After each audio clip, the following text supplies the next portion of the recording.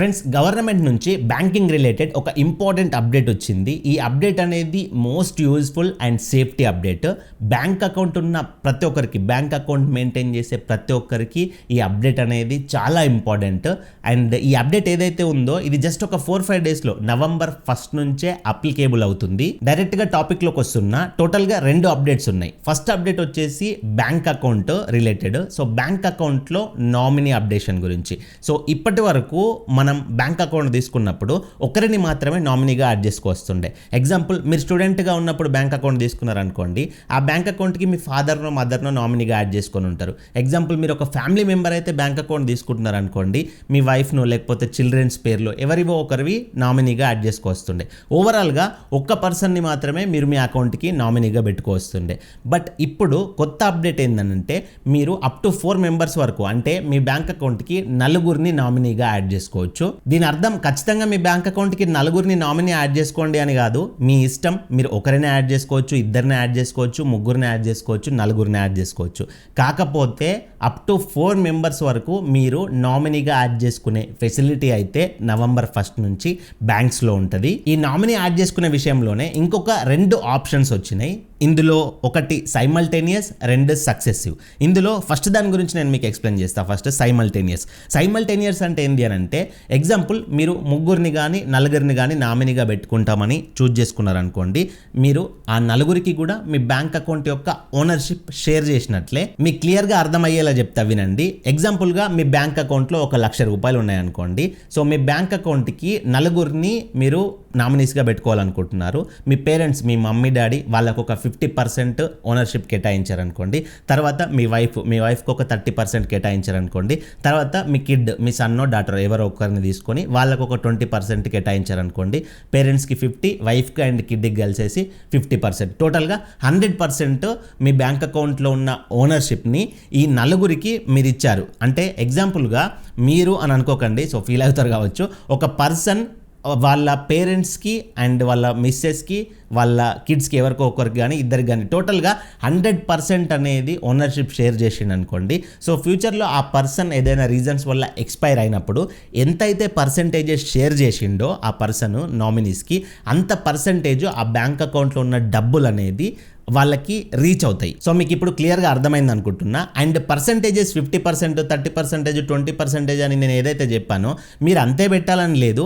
మీకు ఎంత కన్వీనియంట్గా ఉంటే, ఎంత ఇష్టం ఉంటే అంత పర్సంటేజ్ అనేది మీ నామినీస్కి కేటాయించవచ్చు. సో ఈ అప్డేట్ వల్ల కొంతమందికి చాలా బెనిఫిట్ ఉంది. ఎగ్జాంపుల్గా ఒక పర్సన్ రిటైర్ అయ్యాడు. సో రిటైర్ అయిన పర్సన్ బ్యాంక్లో లంసమ్ కొంత అమౌంట్ ఉంచుకున్నాడు.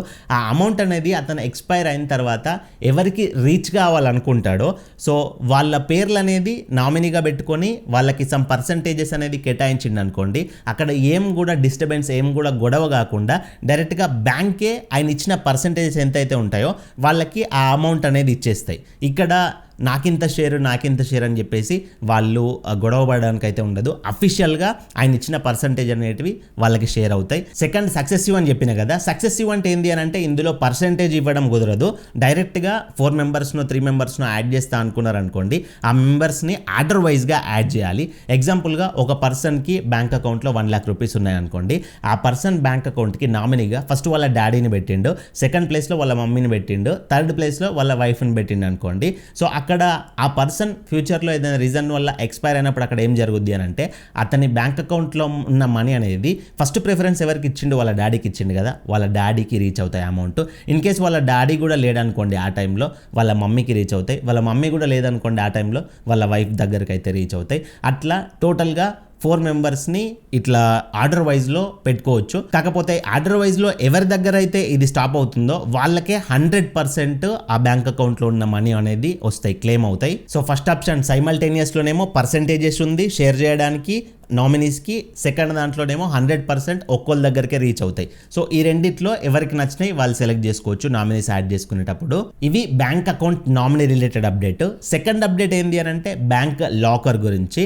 లాకర్ అప్డేట్ ఏంటి అని అంటే, ఎగ్జాంపుల్గా ఒక పర్సన్ బ్యాంక్ అకౌంట్ లాకర్లో గోల్డ్ ఏదో ఒక ఐటమ్ దాచిపెట్టుకున్నాడు అనుకోండి. సో ఆ పర్సన్ ఎక్స్పైర్ అయినప్పుడు ఆ ఆ లాకర్కి సంబంధించిన నామినీకి అనేది రీచ్ అవుతుండే ఇంతకు ముందు వరకు, దానికి కూడా నామినీ అనేది ఒకరు ఉంటుండే. బట్ ఇప్పుడు ఏంటంటే నామినీస్ని 4 మెంబర్స్ వరకు కూడా యాడ్ చేసుకోవచ్చు లాకర్స్కి. బట్ ఇందులో సైమల్టేనియస్ అనేది ఉండదు, అంటే లాకర్కి పర్సంటేజ్ అనేది ఇవ్వరాదు, డైరెక్ట్గా సక్సెసివ్ అనేది ఇవ్వచ్చు. అంటే ఇంతకుముందు ఆర్డర్ వైజ్ వచ్చింది చూడండి, అట్లా వస్తుంది. సో ఆ లాకర్ ఉన్న క్యాండిడేట్ ఫస్ట్ ప్రిఫరెన్స్ వాళ్ళ డాడీకి ఇచ్చిండు అనుకోండి, సో వాళ్ళ డాడీ దగ్గర ఆగిపోతుంది. వాళ్ళ మమ్మీకి ఇచ్చిండు అనుకోండి సెకండ్ ప్లేస్లో, వాళ్ళ డాడీ కూడా లేకపోతే వాళ్ళ మమ్మీ దగ్గరకు వస్తుంది. థర్డ్ ప్లేస్లో వాళ్ళ వైఫ్కి ఇస్తే వాళ్ళ డాడీ మమ్మీ ఇద్దరు లేకపోతే వాళ్ళ వైఫ్ దగ్గరకు వస్తుంది.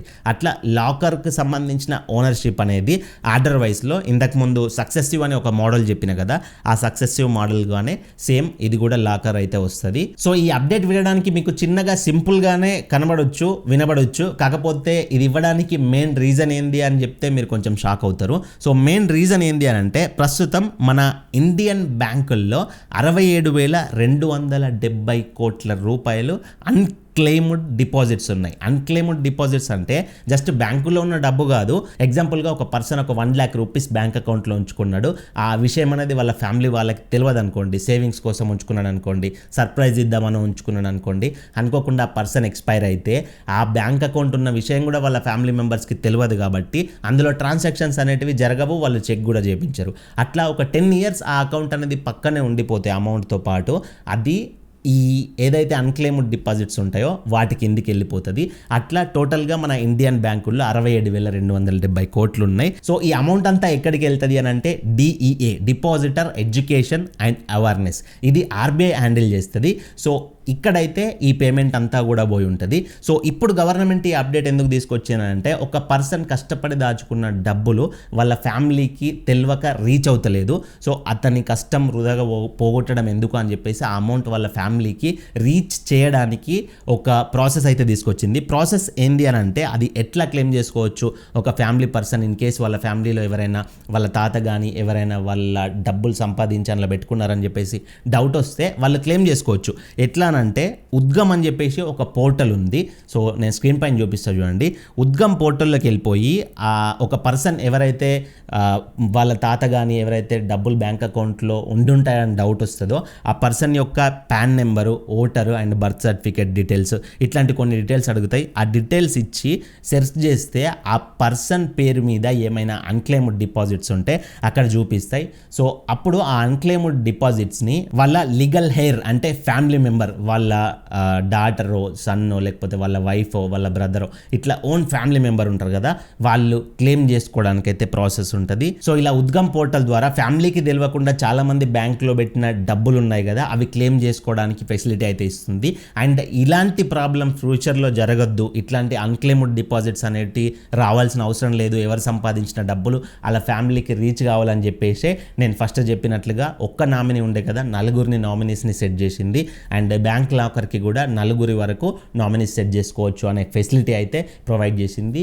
ఇది నా ఒపీనియన్ ఏంది అప్డేట్ మీద అంటే బెస్ట్ ఆప్షన్ ఇది. సో బెస్ట్ అప్డేట్ ఇది. ఇట్లా అన్క్లెయిమ్డ్ డిపాజిట్స్ అనేటివి ఈ అప్డేట్ ద్వారా కొంతవరకు అయినా ఆగుతాయి, అంటే ఎవరు సంపాదించిన మనీ అనేది వాళ్ళ ఫ్యామిలీ వరకు రీచ్ అవుతుంది. సో ఇది లేటెస్ట్ గా వచ్చిన అప్డేట్ గురించి కంప్లీట్ డీటెయిల్స్. ఇందులో మీకు ఏమైనా డౌట్స్ ఉంటే కింద కమెంట్ చేయండి. సో ఇలాంటి ఎన్నో ఇన్ఫర్మేటివ్ వీడియోస్ అనేది మన ఛానల్లో రెగ్యులర్గా వస్తాయి. ఆ వీడియోస్ మీరు మిస్ కాకుండా చూడాలంటే మన ఛానల్ సబ్స్క్రైబ్ చేసుకొని పక్కన బెల్ బటన్ యాక్టివేట్లో పెట్టుకోండి. నేను వీడియో పెట్టగానే మీకు టన్ అన్న నోటిఫికేషన్ వస్తుంది, వీడియో మిస్ కాకుండా చూడొచ్చు, ఎంతో మంచి మంచి ఇన్ఫర్మేషన్ తెలుసుకోవచ్చు. అండ్ వీడియోకి ఒక లైక్ ఇవ్వండి, లైక్ ఇస్తే నాకు సపోర్టివ్గా ఉంటుంది ఇట్లాంటి ఎన్నో వీడియోస్ మేము ముందుకు తీసుకురావడానికి. కంపల్సరీ లైక్ ఇవ్వండి. మరొక మంచి వీడియోతో కలుసుకుందాం. Thank you for watching. See you in the next video. Jai Hind.